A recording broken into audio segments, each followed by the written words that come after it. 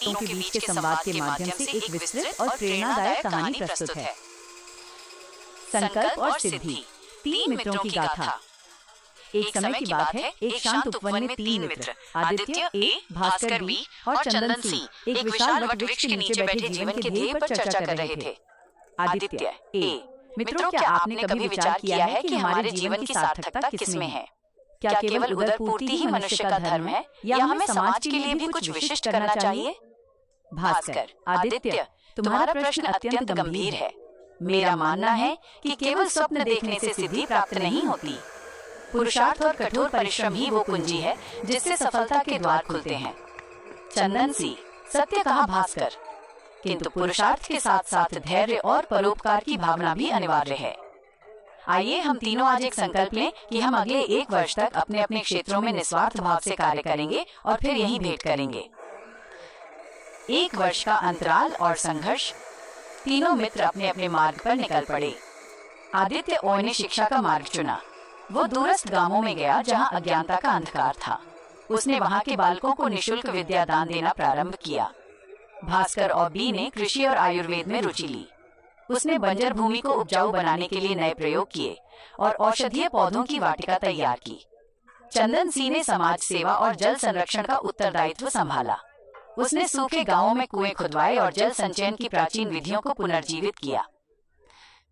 पुनर्मिलन और उपलब्धि।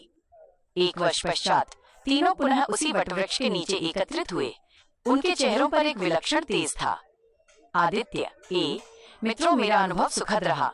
जिन बालकों को अक्षर ज्ञान भी नहीं था, आज वे शास्त्र और नीति की बातें करते हैं। विद्यादान से जो संतोष प्राप्त हुआ वह अतुलनीय है।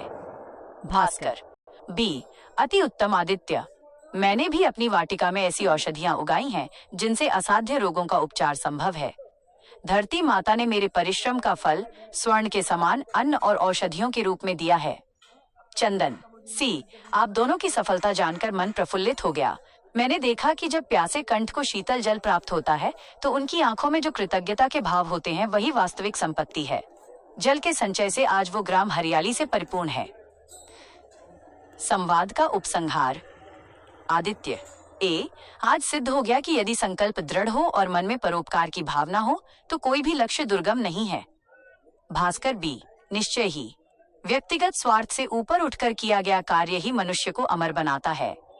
चंदन सी, तो आइए हम निरंतर इस पथ पर अग्रसर रहें और समाज के उत्थान हेतु अपना सर्वस्व अर्पण करें। क्या आप इस लंबी कहानी का कोई विशेष भाग और विस्तार से सुनना चाहेंगे या किसी अन्य विषय पर चर्चा करना चाहेंगे?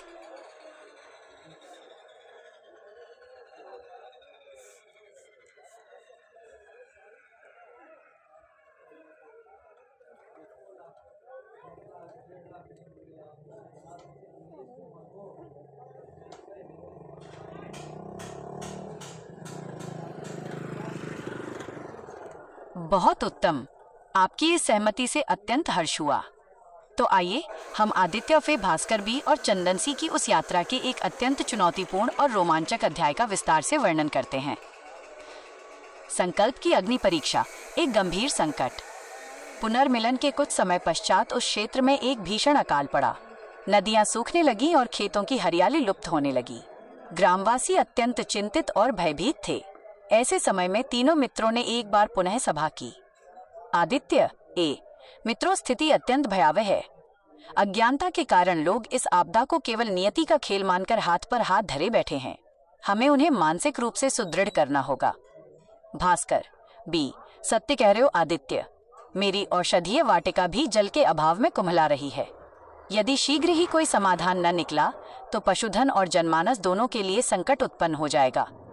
चंदन सी, धैर्य रखें। मैंने मानचित्र का अध्ययन किया है। इस पर्वत के उस पार एक प्राचीन लुप्त जलधारा है।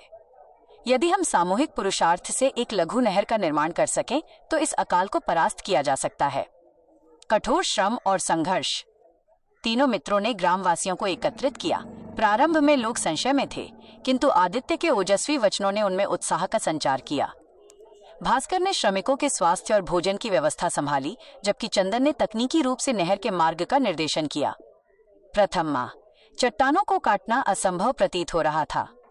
कई लोग थककर पीछे हटने लगे। द्वितीय माह, भास्कर की औषधियों ने श्रमिकों की थकान और व्याधियों को दूर रखा। आदित्य निरंतर उन्हें धैर्य और साहस की कथाएं सुनाते रहे। तृतीय माह, अंततः श्रम की विजय हुई। जैसे ही अंतिम चट्टान टूटी, शीतल जल की वो प्राचीन धारा कल कल करती हुई ग्राम की ओर बढ़ चली। सफलता का महोत्सव। जब जल खेतों तक पहुंचा तो संपूर्ण ग्राम उत्सव के उल्लास में डूब गया। ग्रामवासियों की आंखों में हर्ष के अश्रु थे।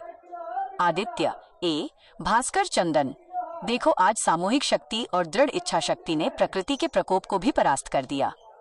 भास्कर, बी, निश्चय ही आदित्य, अब मेरी औषधियां और तुम्हारा ज्ञान पुनः पल्लवित होगा।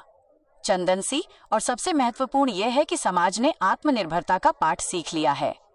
अब वे केवल भाग्य के भरोसे नहीं रहेंगे। निष्कर्ष, इस घटना ने यह प्रमाणित कर दिया कि ज्ञान ए, संसाधन बी और कर्म सी का यदि उचित समन्वय हो तो मानवता किसी भी आपदा पर विजय प्राप्त कर सकती है। क्या आप इस